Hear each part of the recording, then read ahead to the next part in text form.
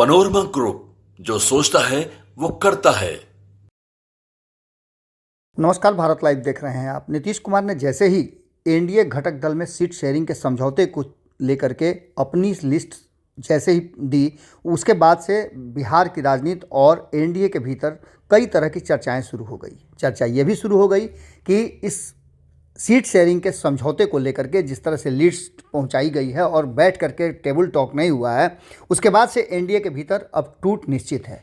इसको लेकर के सभी फील्डिंग में लग गए थे और ये भी कहा जाने लगा था कि चिराग पासवान को ऑफर मिलने लगे हैं, तो वहीं उपेंद्र कुशवाहा को भी ऑफर मिलने लगा है इंडिया गठबंधन से। लेकिन इन सब के बीच में आपको बता दें कि लगातार भारत लाइव और संपादक नमन मिश्रा जी ये बात कहते रहे हैं कि किसी भी तरह से चिराग पासवान एनडीए से बाहर नहीं जाएंगे।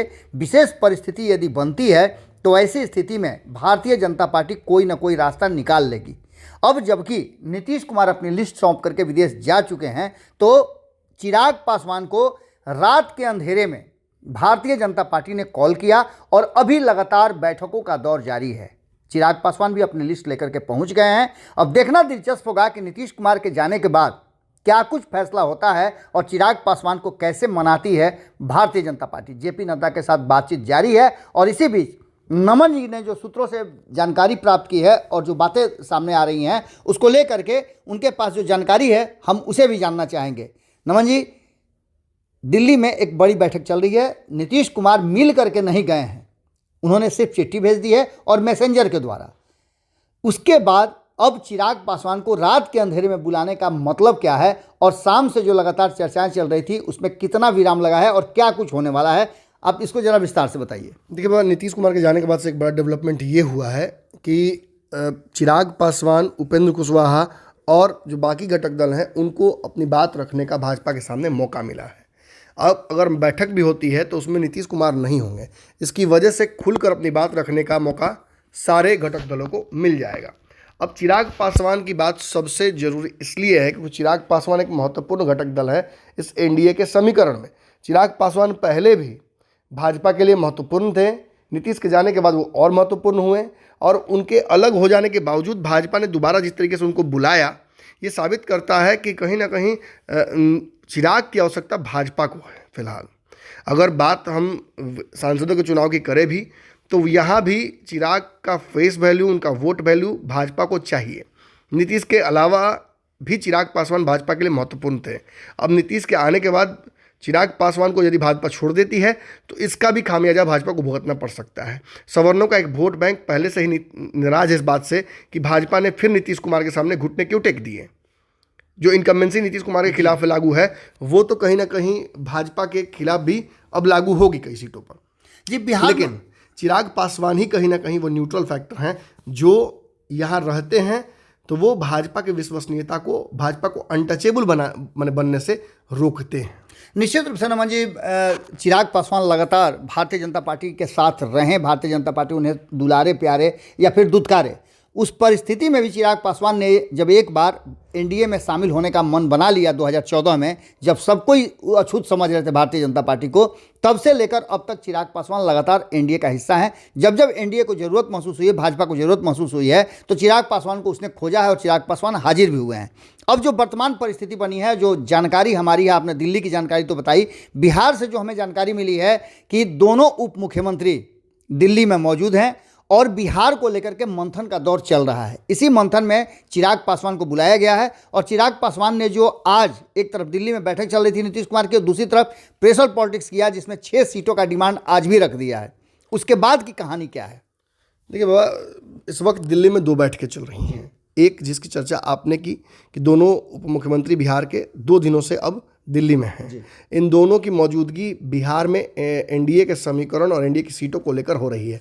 मैंने एक बहुत बड़ा दावा दर्शकों के सामने किया था कि ऐसी संभावना है कि भाजपा अपनी सीटों की घोषणा पहले कर दे, लेकिन नीतीश कुमार ने और संजय झा ने जाकर ये समझाने की कोशिश की कि उतनी भी बेचैनी नहीं है, उतनी भी हड़बड़ी नहीं है, उतना भी देर नहीं हो रहा है, आप बर्दाश्त कीजिए, हम लोग सीटों के समीकरण को समझौता करेंगे।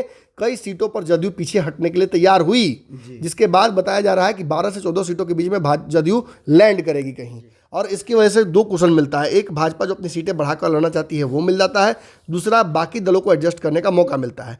चूंकि भाजपा का पहला न्योता ये था कि सभी दल एक साथ बैठें या नीतीश कुमार के साथ जिन सीटों को लेकर नेगोशिएशन करना है चिराग पासवान उपेंद्र कुशवाहा को, वो कर लें। ये कॉन्फ्लिक्ट अवॉइड करने के लिए नीतीश कुमार बाहर चले गए हैं। अब खबर ये आ रही है कि यदि सीटों का समझौता बनेगा भी तो वो 1-to-1 नहीं मतलब एक साथ नहीं बनेगा, 1-to-1 बनेगा।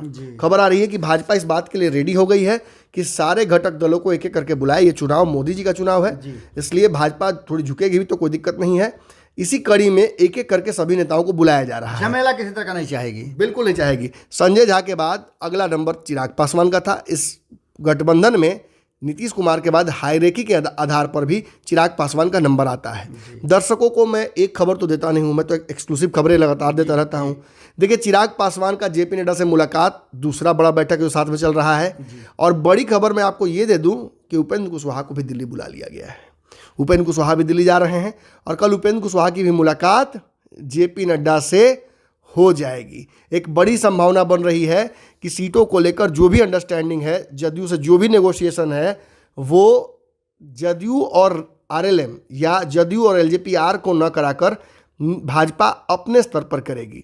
जो सीटों की लिस्ट ले ली गई है नीतीश कुमार से, उसी तरह से सीटों की लिस्ट आज ले ली गई चिराग पासवान से। इसी तरीके से सीटों की लिस्ट ले ली जाएगी उपेंद्र कुशवाहा से, और उस लिस्ट को टैली कराने का काम अब नीतीश और चिराग पासवान का बैठ के साथ में नहीं है, बल्कि भाजपा के दूत का काम है कि वो चिराग को भी समझाएं और नीतीश को भी समझाएं और दोनों के बीच एक ऐसा रास्ता निकाले जिसकी वजह से एनडीए के सीटों का समीकरण बन जाए, और बन ही नहीं जाए, समय पर घोषित हो जाए। ताकि एक बड़ा मैंने नैतिक दबाव तो डाल दिया है महागठबंधन ने भी कि हम अपनी सीटों की घोषणा तभी करेंगे जब एनडीए करेगा, एनडीए कर लेगा। तो चुनाव तभी ना होगा जब अभी भी इंतजार में है कि कहीं उधर से टपके तो छान ले। बाबा, 8 सीटों का ऑफर चिराग पासवान को हुआ है, 4 सीटों का ऑफर सीधे तौर पर उपेंद्र कुशवाहा को हुआ है। मांझी के लिए भी रास्ते खुले हुए हैं। मुकेश सहनी को बुलाया जा रहा है। खबर तो ये कि मुकेश सहनी भी दिल्ली जाकर भाजपा के नेताओं से मुलाकात करने वाले हैं।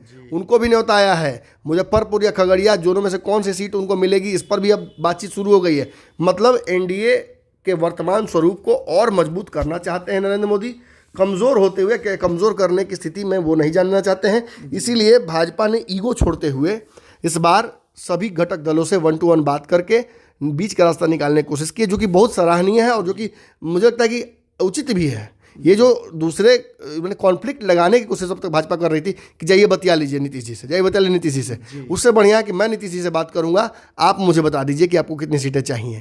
देखिए, जो राजू तिवारी बोल रहे थे आज प्रेस कॉन्फ्रेंस में कि 6 सीटें हमें चाहिए और एक तो हमें हमारी राज्यसभा थी ही, वो बात निश्चित तौर पर चिराग पासवान काफ़ी दिनों से कह रहे हैं, लेकिन रास्ता बीच का निकालना पड़ेगा। ये चिराग पासवान भी जानते हैं। अभी फिलहाल नरेंद्र मोदी का चुनाव है, ये नीतीश का चुनाव है नहीं। और इस चुनाव में अगर विघ्न कोई पैदा करेगा तो नरेंद्र मोदी जी से लड़ाई हो जाएगी। और इसी का कोप का भाजन कोई बनना नहीं चाहेगा। चिराग पासवान भी जानते हैं कि अगर वो मोदी का हनुमान है, जो किसी कालखंड में वो ये बात बोल गए थे, तो उस बात को प्रूफ करने का समय तब नहीं था, अब है। अब हनुमान को मोदी के लिए एक बड़ी कुर्बानी देनी पड़ेगी। और क्या इस कुर्बानी के लिए चिराग पासवान तैयार हैं? तो बाबा, इसका जवाब मेरी तरफ से तो यही है कि बिल्कुल हाँ, नरेंद्र मोदी के लिए चिराग पासवान एक और बड़ी कुर्बानी दे के आए हैं। और जो सीटों की लिस्ट उन्होंने थमाई है, निश्चित तौर पर वो जानते हैं कि उन सीटों में से ज़्यादातर सीटें कट जाने वाली हैं। जी, तो आपने सुना कि दिल्ली में जो बैठकें चल रही हैं, और इसमें एक सबसे महत्वपूर्ण बात जो सामने आई है कि नीतीश कुमार ने जिस तरह से वक्त के हिसाब से राजनीति को बदला है। आपको याद होगा कि जब इंडिया गठबंधन में थे तो सीट शेयरिंग में इतनी देर हो रही थी कि उन्होंने इंडिया गठबंधन छोड़ना बेहतर समझा। और आज जब एनडीए में चुनाव नज़दीक आ गया है, बहुत कम वक्त बचे हैं, आज से 6-7 दिनों के अंदर में चुनाव की घोषणा हो जाएगी, तब कहते हैं नीतीश कुमार की अभी बहुत देर नहीं हुई है, वक्त बचा हुआ है, हम फैसला कर लेंगे। देखना दिलचस्प होगा कि भारतीय जनता पार्टी इस पूरे मामले को कैसे डाइल्यूट करती है, क्योंकि जैसा कि नमन जी ने बताया भी कि ये चुनाव बिहार का नहीं बल्कि केंद्र का है और नरेंद्र मोदी को प्रधानमंत्री बनाने का है। ये बातें नीतीश कुमार ने भी कह दिया है कि हम आपको प्रधानमंत्री बनाएंगे, 400 सीट आप जीत कर आएंगे। तो वहीं एक तो हनुमान ही है। अब देखना होगा कि इस पूरी कहानी का रिजल्ट क्या होता है। हमारी नज़र पूरी रात दिन बनी हुई है, 24 घंटा हम नज़र बनाए हुए हैं। हर छोटी बड़ी अपडेट पर हम आपको अपडेट करते रहेंगे। बहुत बहुत धन्यवाद, नमस्कार। पनोरमा ग्रुप, जो सोचता है वो करता है। अगर ये वीडियो पसंद आई और वह बिहार के राजनीति और बिहारियत से सरोकार रखेनी तो सब्सक्राइब बटन दबा के चैनल के सब्सक्राइब कर ली। ओजे एगो घंटी बा, ओकरा बटन दबा देला से कुल सटीक और मारक खबर रुआ मुफ्त में मिल जाई। अगर रुआ पत्रकारिता के हमनी के नया प्रयोग में सहयोग कर चाहतानी तो ज्वाइन बटन दबा दी। पेटीएम नंबर नोट कर ली 9386816700। धन्यवाद।